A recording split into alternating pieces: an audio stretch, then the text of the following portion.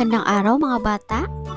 Ang ating aralin ngayon ay Araling Panlipunan 2, ikatlong markahan, ika-6 na linggo. Ang ating paksa ay tungkulin ng pamahalaan sa komunidad.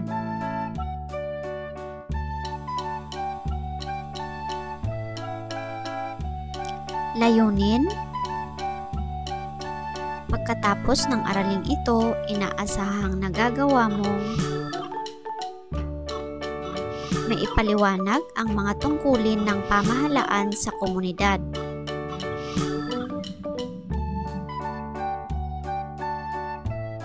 Subukin natin. Panuto. Basahin at unawain ang bawat pangungusap sa ibaba. Bilugan ang titik ng tamang sagot. Ng bilang, marami sa mga kababayan natin ang nawalan ng trabaho dahil sa COVID-19. Ano ang maaaring gawin ng pamahalaan para sila ay matulungan? Titik A, ipagsawalang bahala na lang ng pamahalaan ang kanilang problema. Titik B, kausapin sila at pagsabihang mag-antay hanggang matapos ang pandemya. Titik C, maglunsad ang pamahalaan ng proyektong pangkabuhayan na maaaring gawin sa mga tahanan.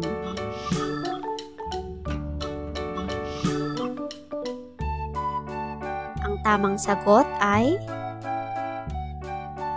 tama, titik C. Maglunsad ang pamahalaan ng proyektong pangkabuhayan na maaaring gawin sa mga tahanan.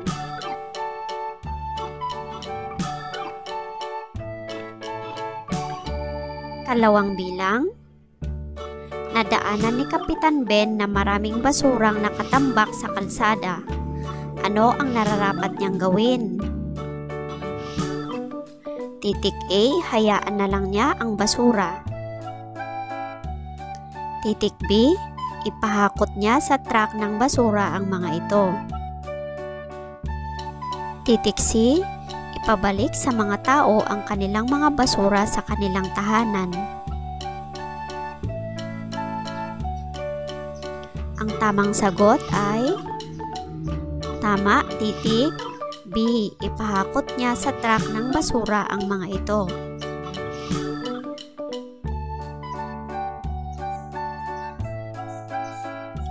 Ikatlong bilang, sa panahon ng COVID-19, nanganganib ang kalusugan ng lahat. Ano ang ginagawang paraan ng pamahalaan upang malabanan ang hinaharap na pandemya? Titik A, natutulog na lang. Titik B, bumibili ng gamot upang ipakuna sa mga mamamayan. Titik C, sinasabi sa mga mamamayan na bumili ng sarili nilang gamot pang bakuna. Ang tamang sagot ay titik B, bumibili ng gamot upang ipakuna sa mga mamamayan.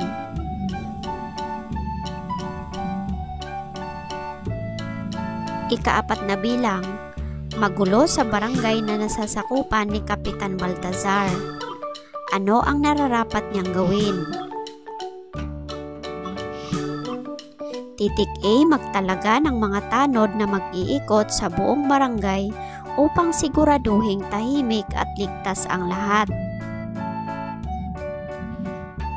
Titik B, kausapin at pakinggan ang mga hinaing at suhestyon ng mga nasasakupan. Titik C, susuriin ang problema sa komunidad. Ang tamang sagot ay tama, titik A. Magtalaga ng mga tanod na mag-iikot sa buong barangay upang siguraduhing tahimik at ligtas ang lahat.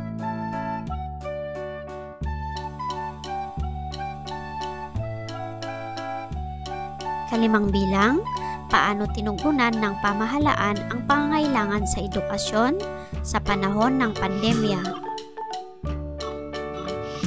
Titik A, nagsagawa ng lakbay-aral. Titik B, nagbigay ng libreng module.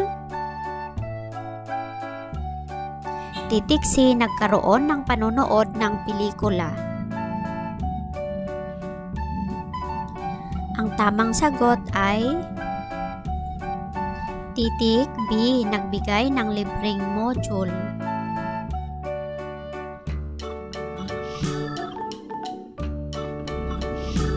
Balikan natin. Panuto. Sagutin kung tama o mali ang bawat pangungusap.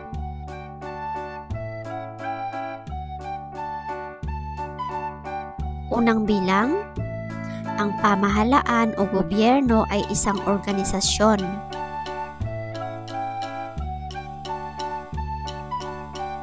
Kalawang bilang, ang pinuno lamang ang gumagawa sa isang organisasyon.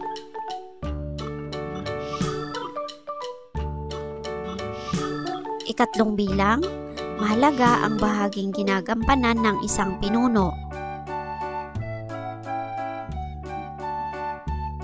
Ikaapat na bilang, ang pinuno lamang ang kailangan upang magtagumpay ang mga proyekto. Kalimang bilang, nararapat na alamin ng namumuno ang gusto ng mga mamamayan.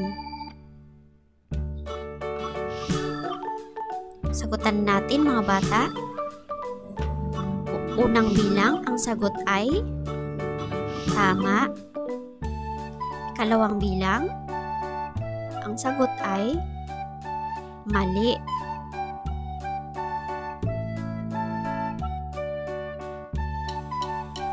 Ikatlong bilang, ang sagot ay tama.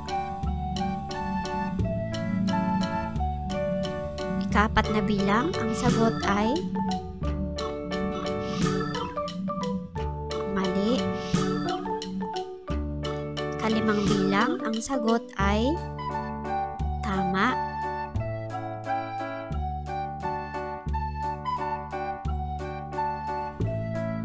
Tuklasin natin. Tahimik ba o magulo ang komunidad na iyong tinitirhan? Maaari ko bang marinig ang inyong kasagutan?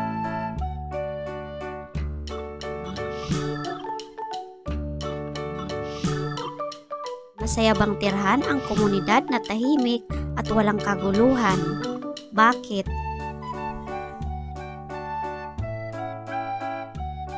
Ang sagot ay opo, masayang tirhan ang komunidad na tahimik at walang kaguluhan dahil panatag ang iyong loob na walang mangyayaring masama sa inyong paligid.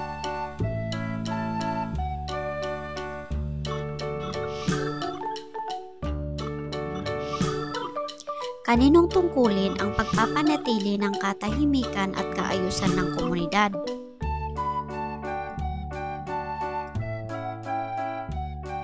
Tama. Tungkulin ito ng pamahalaan na panatilihin ang katahimikan at kaayusan ng komunidad.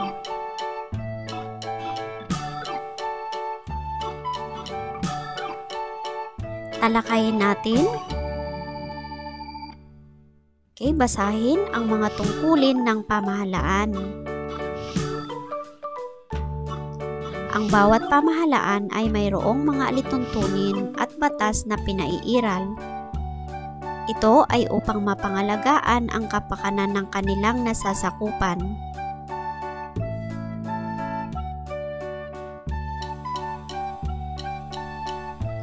Malawak ang responsibilidad na hinahawakan ng pamahalaan. Kabilang dito ang paunlarin at patatagin ang kabuhayan ng nasasakupan. Importante ang pagkakaroon ng matatag na pananalapi. Ito ay nakakatulong upang maihatid ang mga serbisyo ng pamahalaan.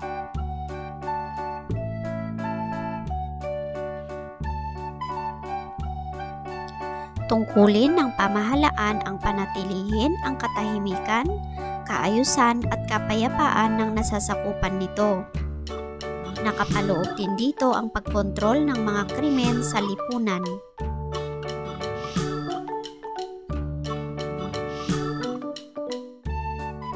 responsibilidad din ng pamahalaan ang maghatid ng serbisyong medikal at pangkalusugan.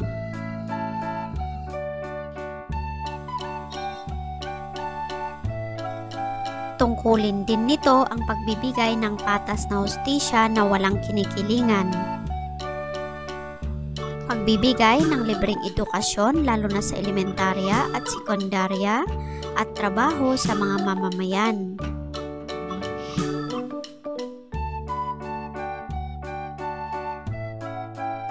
Sa kabuuan, ang bawat kasapi ng pamahalaan ay mayroong obligasyon na dapat gampanan. Ang bawat tao ay dapat tumugon ng positibo sa lahat ng mga benepisyo na ibinibigay ng pamahalaan.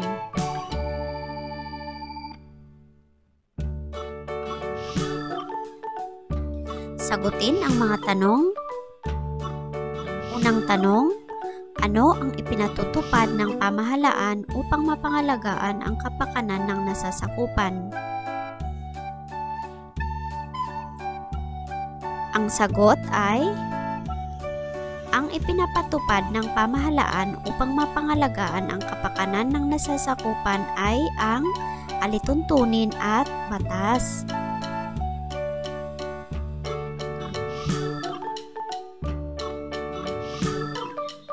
Ikalawang tanong, magbigay ng mga tungkulin ng pamahalaan.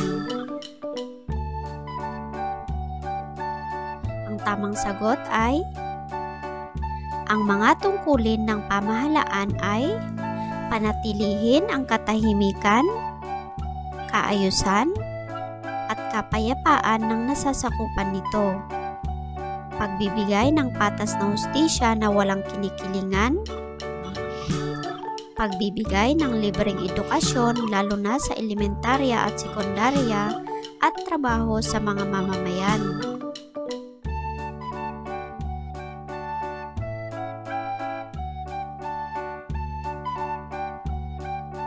Ikatlong tanong, ano ang nararapat gawin ng mga tao sa mga benepisyong na ibibigay ng pamahalaan?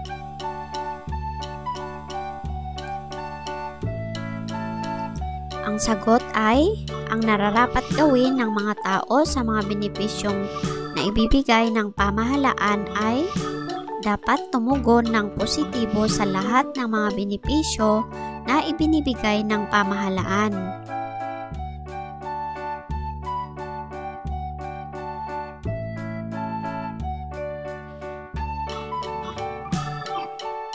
Panuto, lagyan ng check kung ang sinasabi ay tungkulin ng pamahalaan at X kung hindi. Unang bilang, nagbibigay solusyon sa problema ng mamamayan.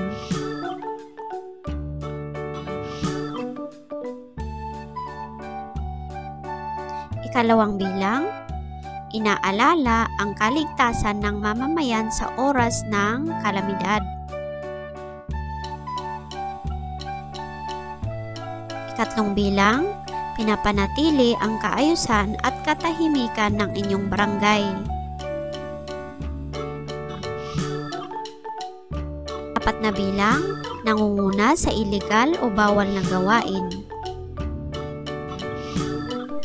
Ikalima, pagsasawalang kibo sa mga nangyayari sa paligid.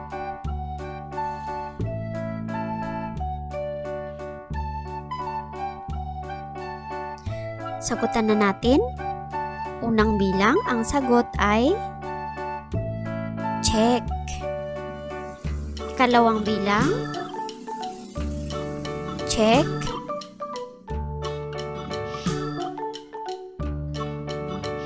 Ikatlong bilang, ang sagot ay check. Ikaapat na bilang, ang sagot ay X. Ikalimang bilang, ang sagot ay X.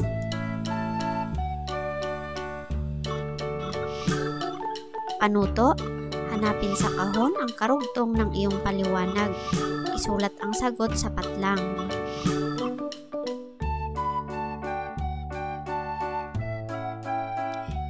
Basahin muna natin ang pagpipilian ninyo ng mga sagot, mga bata. Titik A, libre ang kanyang pag-aaral. Titik B, patas ang hustisya at walang kinikilingan. Titik C, malaman ang impormasyon ng publiko. Titik D, mapanatili ang katahimikan at kaayusan. Titik E, uunlad ang komunidad kapag malulusog ang mga tao dito.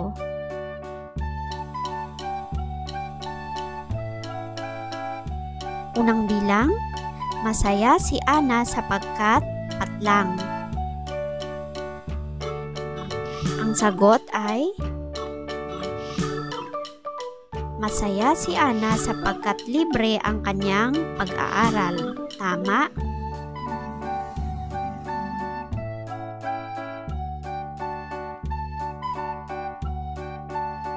Ikalawang bilang, pinakinggan ang panig ni Jose dahil patlang. Ang tamang sagot ay pinakinggan ang panig ni Jose dahil patas ang hustisya at walang kinikilingan. Tama?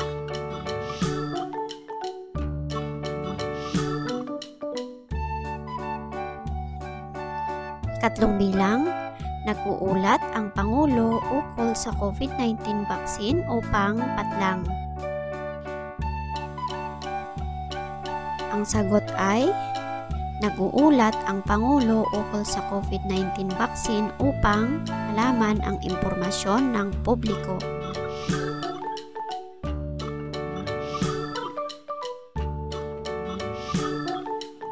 Ikaapat na bilang, nagbibigay ng serbisyong medikal ang klinika ng barangay sapagkat patlang.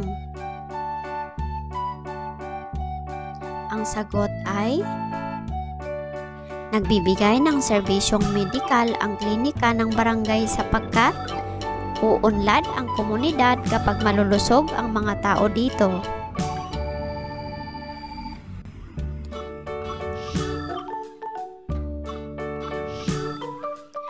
Ikalimang bilang, palaging nagroronda ang mga pulis upang patlang.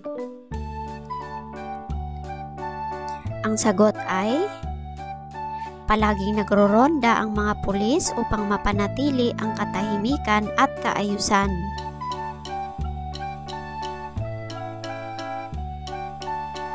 Tandaan natin, ang bawat pamahalaan ay may mga tungkuling ginagampanan upang mapangalagaan ang kapakanan ng kanilang nasasakupan. Ang bawat tao ay dapat tumugon ng positibo sa lahat ng mga benepisyo na ibinibigay ng pamahalaan.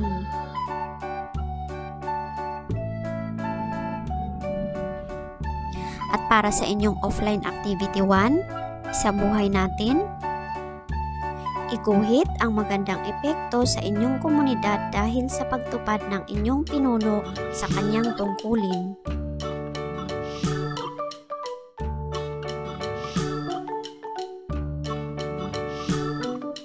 Para sa inyong offline activity 2, tayahin natin.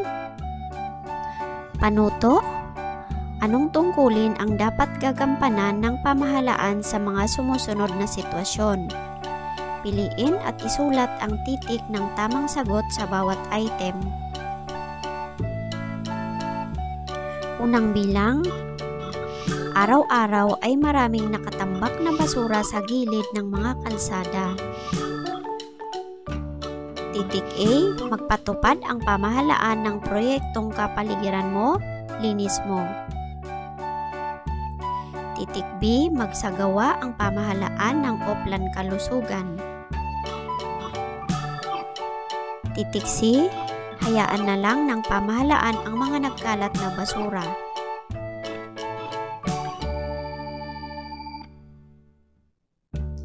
Ikalawang bilang, marumi at mabaho ang ilog.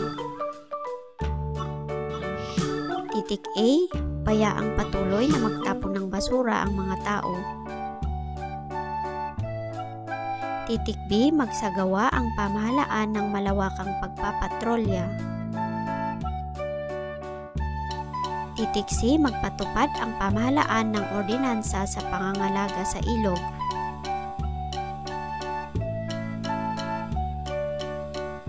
Ikatlong bilang, hindi gumagamit ng pedestrian lane nang madala sa kanilang pagtawid ang mga tao. Titik A, magbigay babala sa mga taong lumalabag sa batas trapiko. Titik B, ikulong ng mahabang panahon ang lalabag. Titik C, hayaang makatawid ang mga tao. Ika-4 na bilang, may nag-aaway sa inyong komunidad.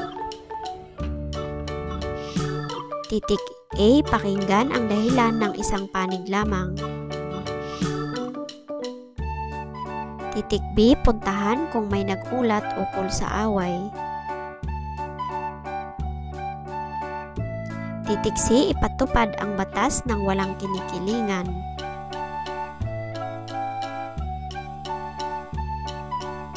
Ika-5 bilang, maraming pasugalan sa komunidad.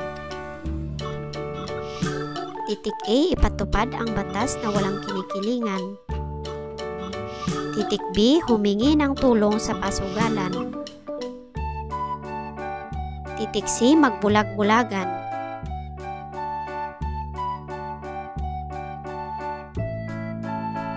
Para sa inyong offline activity 3, iguhit ang nais o pangarap mong gagawin ng pamahalaan sa inyong komunidad.